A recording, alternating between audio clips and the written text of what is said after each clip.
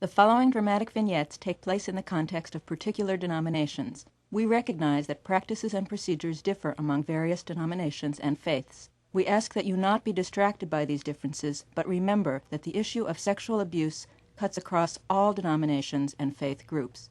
Because we are dealing with this in an interfaith context, we will generally be using the term ministerial to describe the relationships between religious leaders and congregants.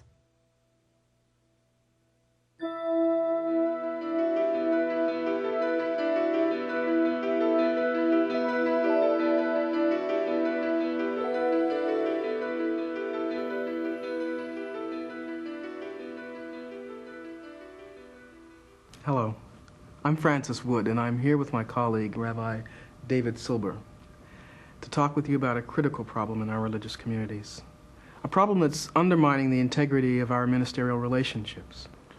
Every year we're confronted with more and more cases of clergy and other religious leaders who are sexually involved with their congregants or clients. We are beginning to understand the overwhelming consequences of most of these situations: emotional devastation, loss of faith, loss of membership, damage to congregations, loss of rabbinic and ministerial leadership, not to mention lawsuits and financial costs. An effective response to this crisis must be grounded in a clear understanding of the nature of the problem. Sexual contact between a minister and a congregant or client within the ministerial relationship is a betrayal of trust by a person in a position of authority. It is abusive. The integrity of the ministerial relationship is lost, and the damage is immeasurable, not only for the individuals and their friends and families, but also for the entire congregation. We can and must learn how to prevent this from occurring and to intervene appropriately when it does. This is a problem for all of us. Don't discount what you see here because your denomination or faith group is not portrayed. Roman Catholics, Protestants, Jews, Buddhists, and others, although our religious practices differ, we've all encountered cases of misconduct by our leaders. None of us is exempt. And none of us who is in a leadership role is exempt from the risk of engaging in unethical conduct. Although we know that the majority of cases of misconduct by religious leaders involve heterosexual male offenders and female victims, we also know that in a small number of cases, women religious leaders are offenders. Any of us, regardless of our gender or our sexual orientation, is at risk to engage in unethical conduct with congregants or clients. Because the expectations of our rabbinic or ministerial role are not always clear, relationships with congregants can be confusing. This is a problem we all struggle with. I know I have. And when the abuse does occur, in addition to the serious damage to individuals and congregations, the financial dimensions of the problem are staggering. In the absence of a fair and just response from their church or synagogue, congregants who have been exploited have turned to the courts for help, and the courts have responded. By the year 2000, the Roman Catholic Church in the United States expects to have paid out at least $1 billion in damages. An investment now in awareness and effective prevention may also save your church or synagogue from legal action and insurmountable financial burdens later. But more importantly, it will save individuals and the congregation from much pain and brokenness. In this video, you'll see and hear discussions about three primary issues which shape our understanding of the problem and our response. These issues include setting and maintaining the boundaries of the clergy relationship, using our positions of authority to protect the vulnerable, justice making, how to respond to the misuse of authority, and how to bring healing and restoration. Each of the topics is presented twice. First, showing religious leaders in violation of their ministerial relationships. Then the scene is repeated, demonstrating how the integrity of the relationship could have been preserved and honored.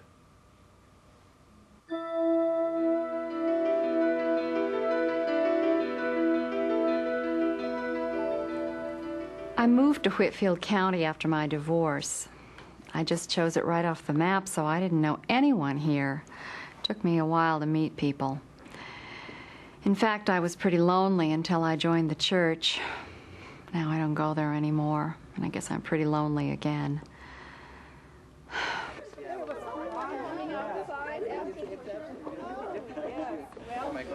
The Folks in the church sure welcomed me, I'll say that. Felt good to be part of a group. Truth is, though, I fell for Samuel from day one. Okay, thank you for coming. He was the minister, and he was great. He introduced me to everyone, helped me join the social life there. Good morning. Great sermon. Well, thank you so much. Who's our friend? This is our friend Mary. Hello, she Mary. works with me. Pleasure to meet you. Nice to meet you, Reverend. Don't call me Reverend, Mary. Most people call me Samuel. Samuel. I enjoyed the sermon. Well, thank you so much. We hope to be seeing you back next week. Like I said, I don't go there anymore. I admit I really liked his attention, especially since the divorce. I tried to let him know I was attracted to him, in subtle ways. I don't think I realized what could happen, though. I never expected things to get so complicated. I asked him to dinner. Oh, that was innocent enough, of course. I didn't know you tell wonderful jokes. Oh, well, thank you. But I realize now it was a loaded situation, considering how I'd been flirting with him. But I am glad that I am here. Oh, so am I. At dinner, we talked mostly about my divorce, moving, how I'd been so lonely before I joined the church. Well, thank you. I'm glad to be He here. was a but, good It listener. was pretty lonely for a while. Well, I really haven't dated anyone since my husband. I can imagine it's been pretty difficult. Could be worse. I could have joined another church, and then you wouldn't be here for dinner tonight. I felt better than I'd felt for about a year. It was great. I walked out with him when it was time to leave. Thank you so much for a wonderful evening. Samuel, I'm really glad that you could make it. No, I just had a wonderful time. Thank you. You're quite a hostess. I hugged him. He was kind of surprised. I think it was the first time he knew for sure what I wanted from him. Why don't you come see me soon and we can talk more about the divorce and all. All right. Right. We had a regular little cat and mouse game going after that. Looks, smiles, eyes. It wasn't a week before I made an appointment for the so-called counseling session.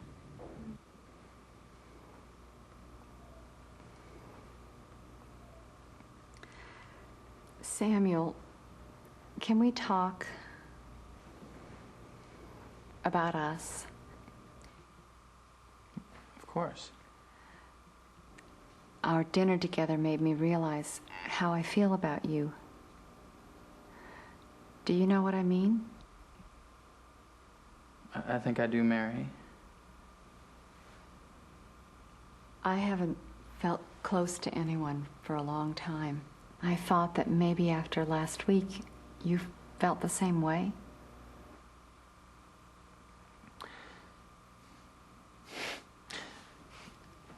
It's been a long time for me, too.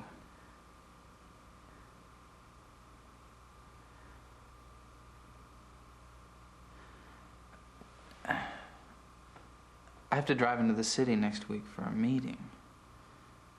Maybe you'd like to ride along. You could shop and we could have dinner again. Yes, I'd like that. Let me know which day. Let's make it a date. He didn't need much convincing, really. He was ready and willing.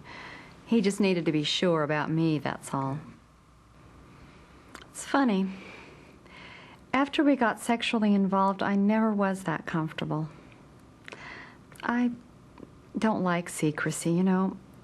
But Samuel was concerned that others wouldn't understand. That some of the ladies might be jealous. And the men, too, he said. I trusted him to know what was right. But then the rumors got back to the board anyway, and Samuel told me he couldn't see me anymore. Just like that. This relationship I thought was so special. He said that I really understood him, that God had blessed our love. And he just stopped calling. I would like to share with you a selection from Life Together, a discussion of Christian fellowship by Dietrich Bonhoeffer. Spiritual love proves itself in that everything it says and does commends Christ. It will not seek to move others by all too personal, direct influence, by impure interference in the life of another. They will not take pleasure in... He said I should keep coming to church, but I don't think he really meant They will it. rather meet the other person with the clear word of God and be ready to leave him alone with this word for The a long rumors were time, buzzing. willing to release him Things again got mean. in order that Christ may be with him. People just quit talking to me, so I stopped going. Been drawn between him and us by Christ. He still hasn't called me. I think a lot of the folks at the church are still upset about the rumors. What hurts most is feeling alone again. I lost everything in a way. My church, my new friends, my pastor. I even felt abandoned by God. I wish I hadn't been so needy. But I also wish he had set some limits, because I needed a church and a minister a lot more than I needed a lover.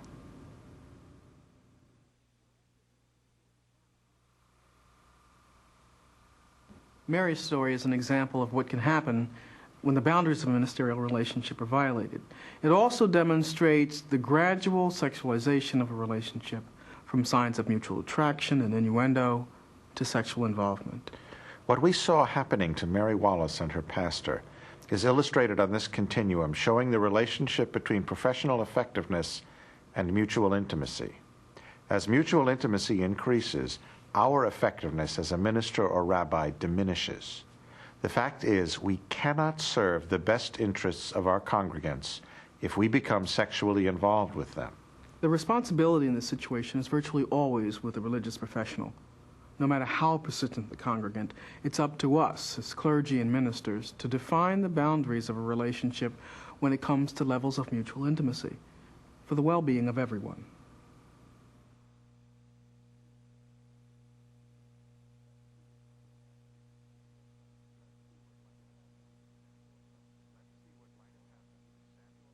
Let's see what might have happened if Samuel Preston had been able to sort out the issues and maintain appropriate boundaries.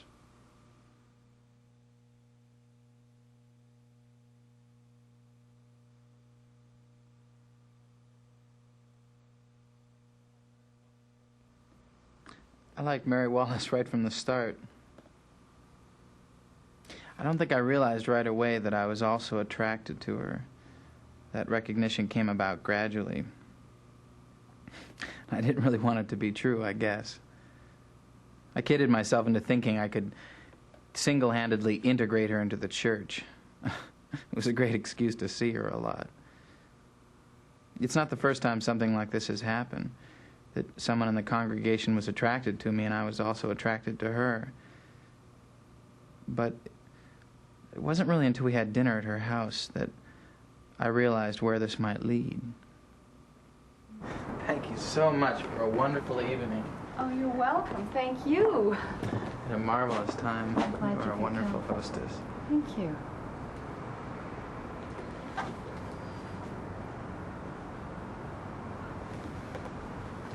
Thank you for dinner. You're welcome. See you Sunday. Okay. Yeah, that hug did it. I knew I needed to confront myself about what was going on. I was lucky to have a clergy colleague I could talk to about it. I knew I could trust Jane Raleigh to help keep me honest in sorting this out. So what am I supposed to do? Thanks. Well, you know, Samuel, once you cross that line with her, you can forget about being her minister. I know, Jane, but how am I supposed to deal with my needs? Well, how about outside of the congregation? You know, inside the congregation, we have a special responsibility to the people we serve, and that means that we function in their best interest. Being a minister doesn't give us license to fool around with them, no matter how much some of them may try to convince us otherwise. Yeah, you're right. I knew you'd say that. Thanks. Mary came to see me a week later. I thought it was only about her divorce, but she had an additional agenda. Samuel, Can we talk about us? Of course. Our dinner together made me realize how I feel about you. Do you know what I mean? I think I do, Mary. I haven't felt close to anyone for a long time. I thought that maybe after last week, you felt the same way. I'm your minister, Mary. Please, talk to me as a man, not a minister. I'm lonely, Samuel, and so are you. Mary, I'm sorry, but I can't get involved with you in the way that you would like. If I did, I'd be taking advantage of you, and I'd be no good to you as your pastor. I think I understand. I'm very careful now to give clear messages about my role in Mary's life. She stopped coming to church for a while. I think she was embarrassed, but she's back now and we can work together in the church.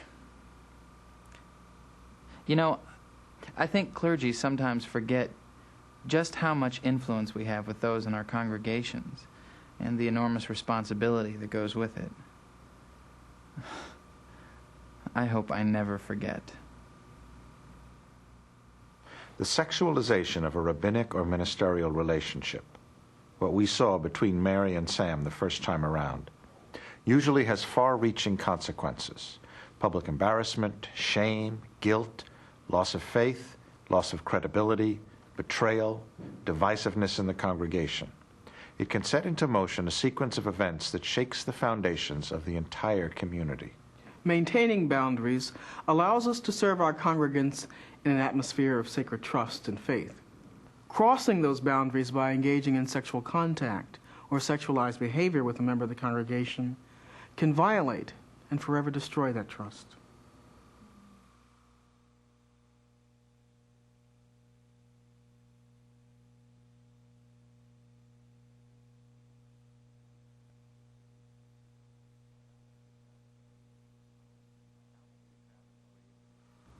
Now let's examine the ways in which power and authority are a part of our role as religious leaders, and how we can use these resources of power and authority in the best interests of our congregants. First, we'll see a minister misusing his position of authority. Observe how the young man in this scene is at a distinct disadvantage in his relationship with his minister. He is unable to make knowledgeable decisions about his own needs and interests in this relationship with an older, more powerful person, who is also his minister. What we'll be observing in this first segment is a man who could be described as a sexual predator.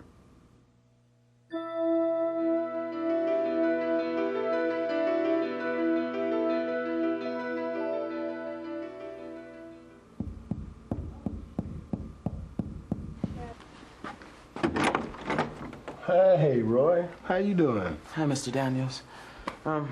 Thanks for letting me come in to talk to you. Oh, that's why I'm here. Saw your mother at Sunday Mass. How's she doing? She's all right. She's working hard, though. She misses my dad, I guess. And what about you, Roy? Do you miss him? Yeah, I do. Is that what you wanted to talk about? Your father's death? No, not exactly. I just talked to him about this, I suppose, if he were here. I kind of feel funny talking to my mom about certain things. Well, I'm here to listen, you know. Well, it's like this. I have this girlfriend, and I'll forget it. It's really not that big a deal. I know I'm not your father, but I do know some things, especially about girls. Okay. Well, like I said, I have this girlfriend. We're really tight, you know. I like her a lot, known her all my life. I can talk to her about anything, I like that. I never felt that way with anyone else. Doesn't sound like you have a problem to me, Roy. Is that all you do? Talk? Well, she wants to get involved. You know, she says that it would be cool to have sex since we're so tight, and I don't know how to tell her that I'm not... That you're not what? That I'm not ready to have sex with her. And I'm not, Mr. Daniels. I'm really not. So what's the problem? Maybe you should wait, or don't you know what to do? Well, it's not just that. I mean, I feel like I'm some kind of freak or something. 16, never done it. Don't want to. It's not something I want my friends to know. They just laugh in my face.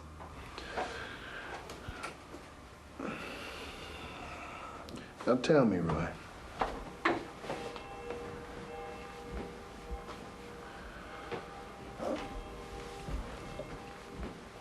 Do you have sexual feelings?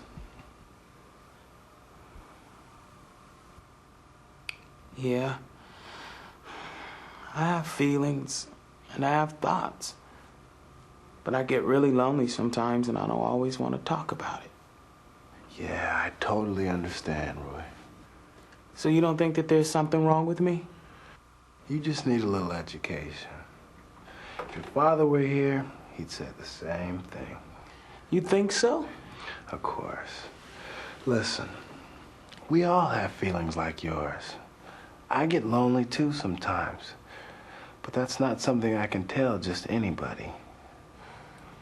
People don't let a minister be human. They want him to be a minister all the time. Just because I have a wife and kids, they think I shouldn't be lonely. But sometimes I am.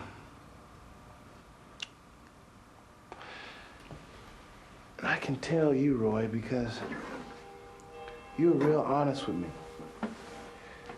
And I appreciate it. Why don't we get together again and we can talk some more? I think I can help you out. How about after CCD on Thursday night? You can come right by here. Sounds cool. I'll talk to you then. Really? Sounds great. Yeah, well, we did a lot more than just talk.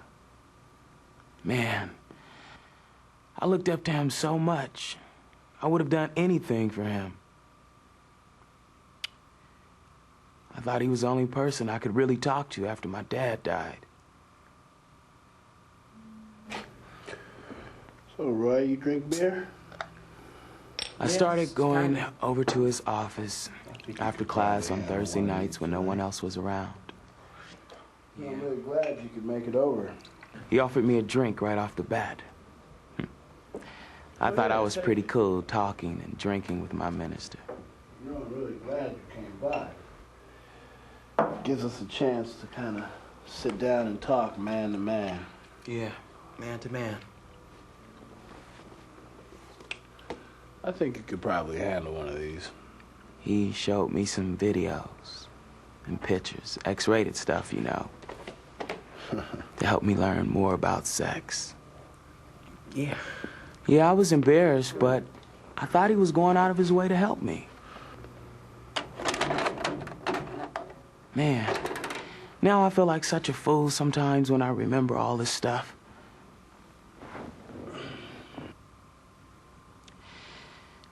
Things got more involved, you know, sexually. And always, everything we did was supposed to be for me. I was so confused after a while that I really didn't know what to think anymore. That was all 5 years ago. For a long time afterwards, I wondered if I was gay because the touching we did felt good. But now, I just really need time to find out who I really am, you know? Daniel stole a lot of time away from me.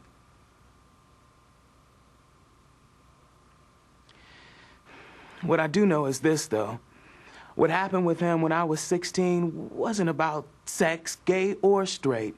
It was about being used. Him using me for his own gratification. And that's not okay. Not in church, not anywhere.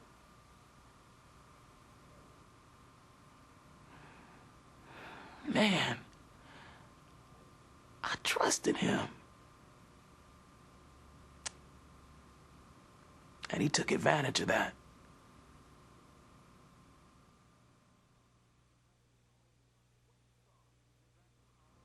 What you saw was exactly what Roy described: the misuse of power and the exploitation of someone who was vulnerable. In fact, Daniels carefully groomed Roy. The imbalance of power in their relationship made meaningful consent on Roy's part impossible. What sources of power gave Daniels an advantage over Roy? Role difference, age, and physical size are obvious discrepancies between the two. Daniels was able, by virtue of his role, to persuade Roy into going along with him. Power imbalance can also result from discrepancies in social status, income, education, and from race and gender differences. A discrepancy in power usually exists between two people in a rabbinic or ministerial relationship. Therefore, it's the responsibility of the person in authority not to take advantage of the other.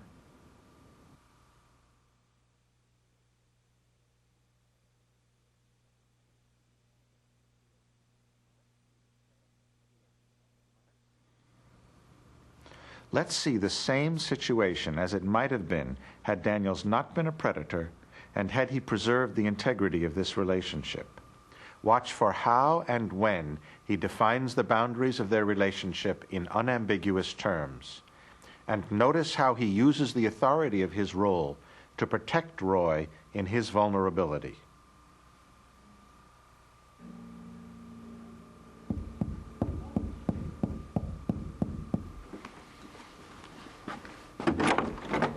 Hey, Roy. How you doing? Hi, Mr. Daniels. Thanks for letting me come in to talk to you. Well, that's why I'm here. Saw your mother at Sunday Mass. How's she doing? She's all right. She's working hard, though. She misses my dad, I guess. How about you, Roy? Did you miss him? Yeah, I do. Is that what you wanted to talk about? Your father's death? No, not exactly.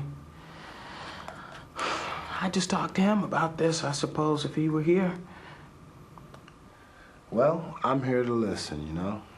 Yeah, well, it's like this. I have this girlfriend, and I'll forget it. It's really not that big a deal. Roy, hey, I hear a lot of things. Nothing much surprises me. Just take your time and tell me whatever you want. Okay. Well, like I said, I have this girlfriend. We're really tight, you know. I like her a lot, known her all my life. I can talk to her about anything.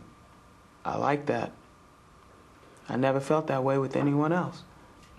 Okay, I'm with you so far. Well, she wants to get involved, you know. She says that it would be cool to have sex since we're so tight, and I don't know how to tell her that I'm not... That you're not... That I'm not ready to have sex with her. And I'm not, Mr. Daniels, I'm really not. Is there something you're not comfortable about that decision? Well, no. But it's just that I feel like I'm some kind of freak or something. I mean, 16, never done it, don't want to. It's not normal to feel that way, is it?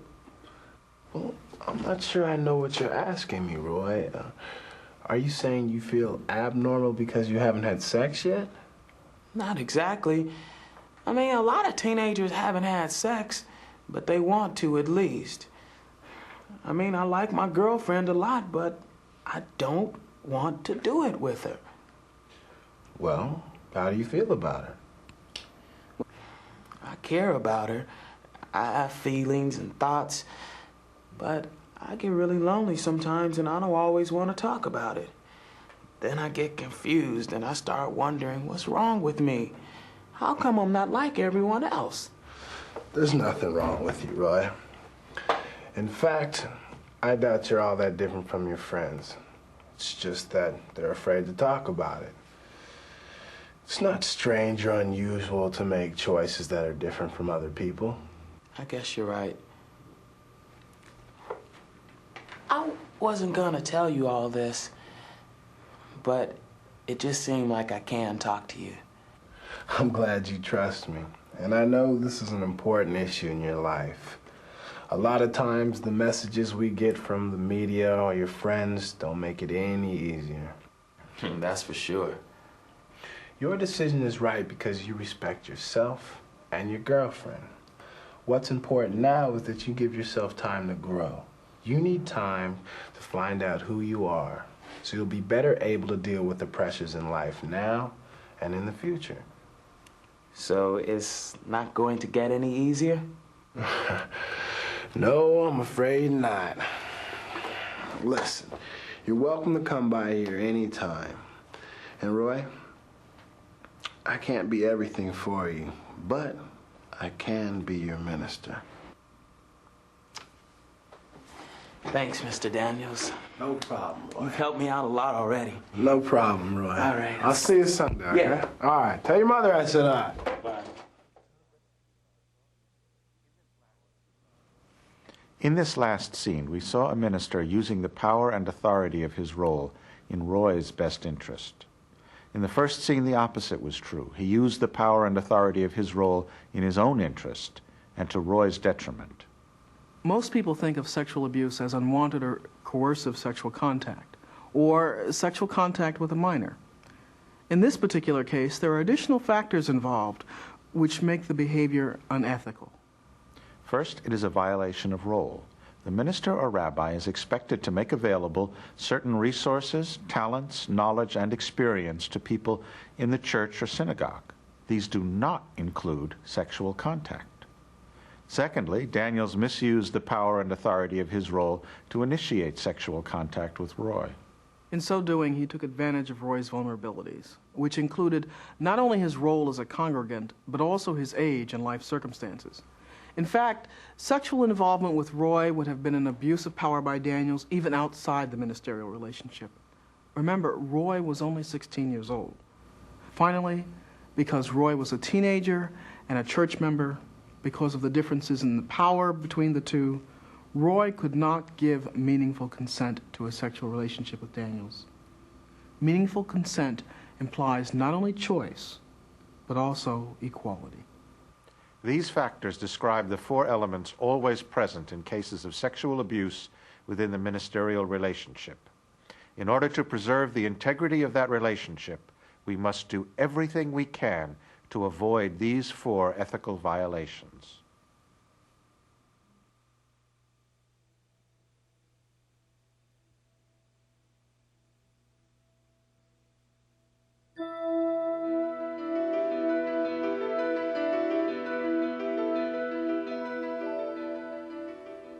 We've seen how to set boundaries and use power in an ethical manner in order to preserve the integrity of ministerial or rabbinic relationships. But what do we do when boundaries have been crossed and abuse has occurred? Next, we'll address the important issue of justice-making. What we can do when the integrity of the ministerial relationship is violated. The following scenes depict characters you may have seen in the video, Not in My Church. Observe how the church responds.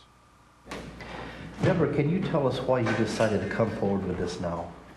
It took me a long time to understand why this was wrong. I believed so much in Peter. He was the most powerful person in my life during those years.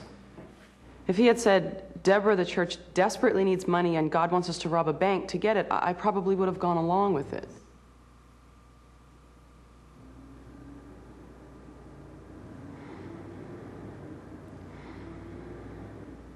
It's difficult to explain. All I know is what he did to me was wrong, and he should be held accountable. Deborah, even if this did happen, it was over 8 years ago. But that's not the issue. But to threaten a man's job, especially someone who's done so much good, is wrong. Doesn't the word forgiveness have any meaning? It's not about forgiving him. It's about what he's doing in our church. What do you think he's doing?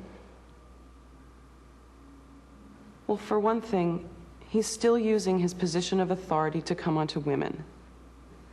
When I met with him to discuss the appointment, the first thing he did was suggest that we go to a hotel across town for a coffee. Now, Miss Williams. Excuse me, it's Reverend Williams.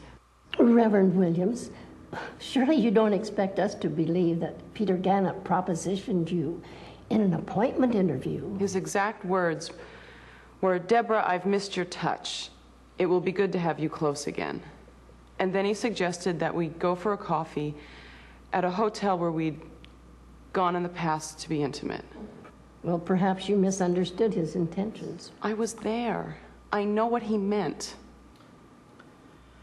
Well, is that all you have to tell us? No. There is something else. I also suspect that there may be others.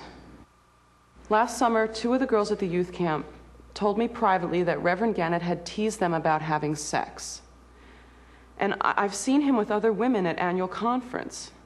I just have this funny feeling. Oh, but you have no proof. No other witnesses, no other statements.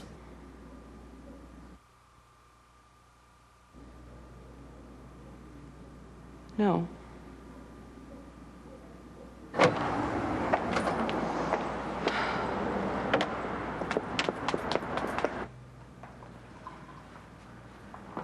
What I would like to know is why she just didn't say no.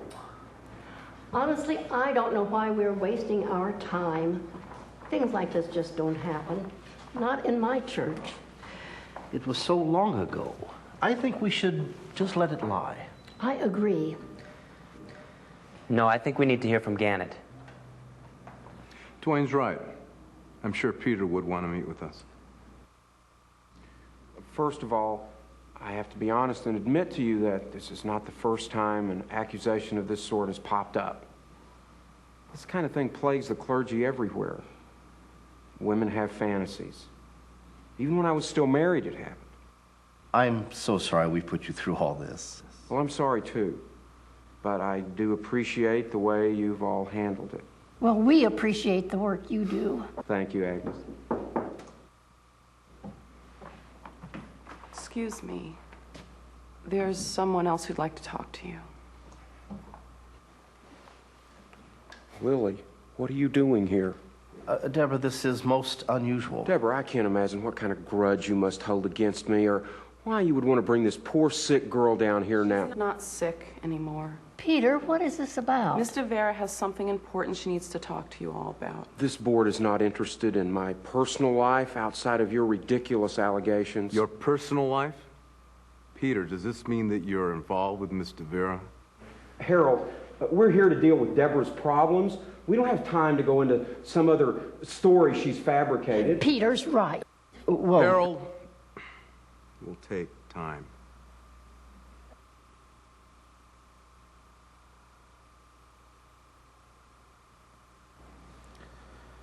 Maybe we should refer this to the bishop. Now, wait 1 minute, Harold. I, for one, am not willing to let some emotionally unstable women destroy this church I've been attending for the last 45 years. Agnes, don't. But a scandal like this can destroy all we've worked for. I don't think they're emotionally unstable. Oh, what do you know? I know that if we don't refer this to the bishop, I'm going to help all 3 of these women find lawyers, and then it will be public. Wait a minute. I have an idea. For the good of the church, hear me out on this.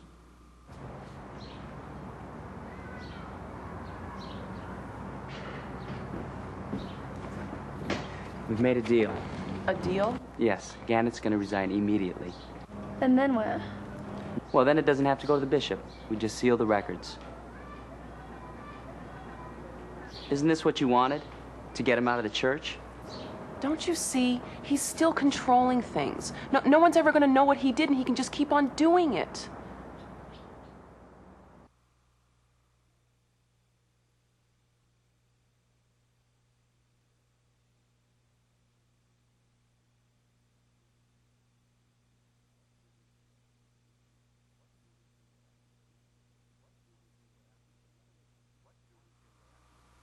What do we do after the fact, after sexual abuse has occurred? The people in this video all believed they were doing the right thing.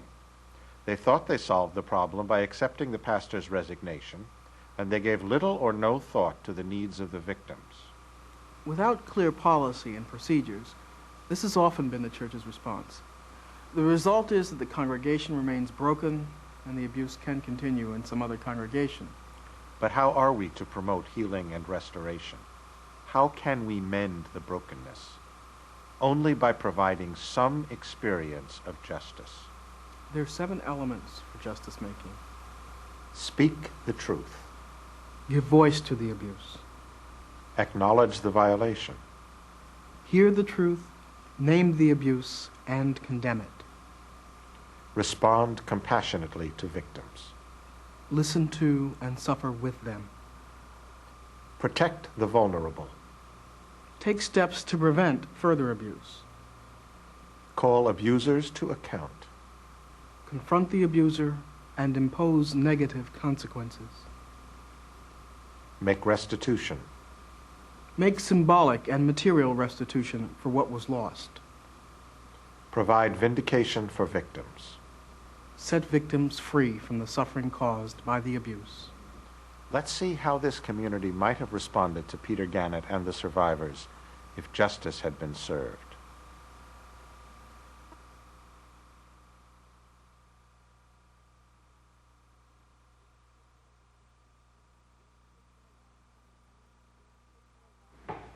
It took me a long time to understand why this was wrong. I believed so much in Peter. He was the most powerful person in my life during those years. It's difficult to explain. Deborah, I'm sorry this happened. I know it was a long time ago, but it must still be very difficult for you to talk about it. What I want to know, dear, is what made you come forward after all this time? When I met with him to discuss the appointment, the first thing he did was suggest that we go to a hotel across town for a coffee. It frightened me that he's still using his position of authority to come onto women. Could you have misunderstood him? No, it was very clear. Deborah, it's our denomination's policy that sexual contact between a minister and a congregant or an employee is unethical and wrong. As far as I'm concerned, it's not okay. It's never okay. We will recommend that Peter Gannett take a leave of absence while we investigate this further. His statement will be taken next. If there is good cause, he will be held accountable. Meanwhile, what can we do for you? I'm okay. I'm just relieved that you've heard me and that something will be done. First of all, I have to be honest and admit to you that this is not the first time an accusation of this sort has popped up. This kind of thing plagues the clergy everywhere. Women have fantasies. Even when I was still married, it happened. Well, Peter, we appreciate your candor and your cooperation, but it's not clear to me whether or not you had a sexual relationship with Deborah Williams. Have you? No, of course not. Excuse me. There's someone else who'd like to talk to you. Lily, what are you doing here?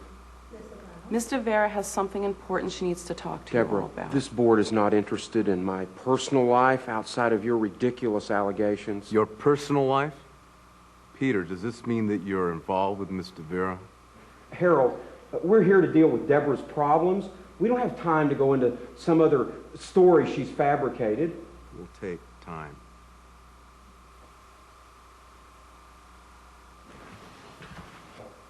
My relationship with Lily is my business. We're both adults, and we both have emotional needs. Peter, I have just 2 questions. Is Ms. DeVera a member of your congregation? Well, yes, of course. And did you have sex with her? Yes, but you must Thank understand... you for your honest answer.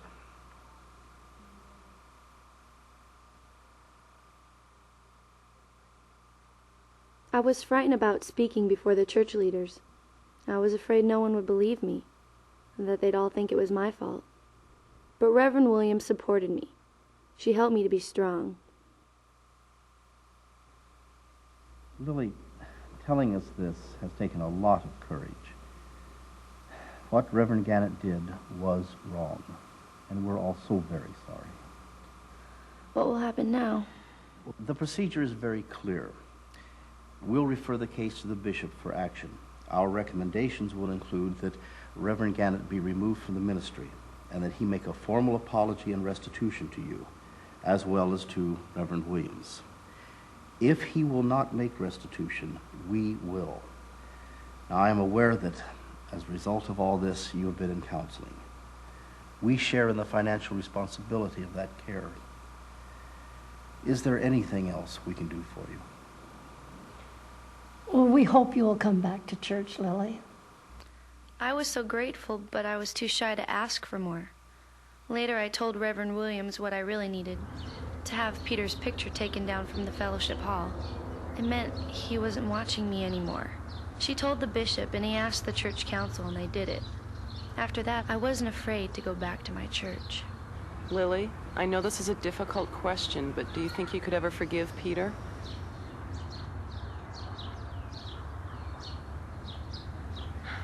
I don't know. Can you?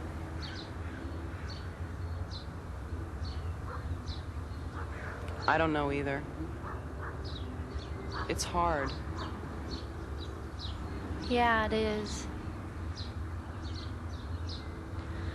But at least I'm glad we spoke up, and there was someone there to hear us.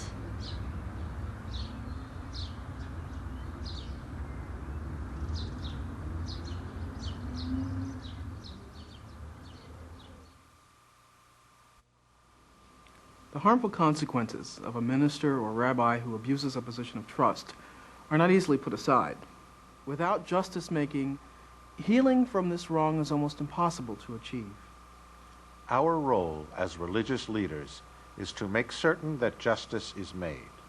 We need clear policies in our religious institutions in order to define the conduct of ministers, rabbis, and other leaders, to provide due process for assessing complaints, and, when appropriate, take disciplinary action. When justice is made, all of our interests are served and genuine healing can begin. And, ironically, the possibility of legal action is lessened. Finally, what we must remember is the importance of courage. We must be willing to speak truth to power. Only then can we sustain the sacred trust placed in us.